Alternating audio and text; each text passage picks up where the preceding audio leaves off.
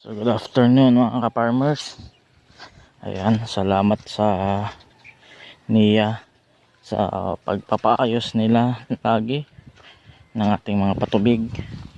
Yan, mapapansin nyo itong malit na kali o kanal dito papunta di sa kabila ay napakaganda ng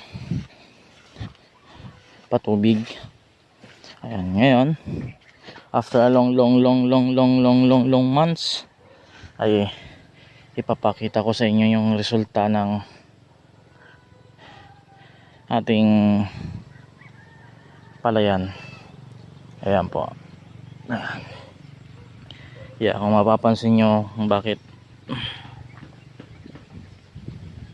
namumuti-muti na ay ayan po ay lumalabas na ang kanyang bunga. So halos araw-araw natin to binibisita dahil malapit man lang tayo mula sa bahay at sa ating sinasaka. Yan. So pag ganito kasi mga ka-farmers na lumabas na kanyang bunga ay talagang maselan na to. Kailangan binabantayan natin lagi, binibisita natin upang sa ganun, pag ganun na nakita natin na nagkakaroon ng insekto, syempre hindi na tayo dapat nangihinayang na bumili o mag-spray kasi bawi naman yan, kaysa naman haya lang natin, konti lang yan, mga ano lang yan, dumapo lang, nakikitambay na insekto, mga tayangaw. Hindi tayo dapat nakakampante.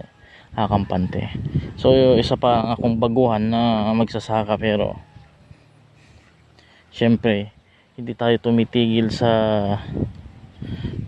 pag-aaral kung ano yung mga dapat nating gawin. Ayan so ayan, tingnan nyo, may mga itim-itim yan yung itim-itim na yan. So yan yung mga sinipsip na ng mga insekto.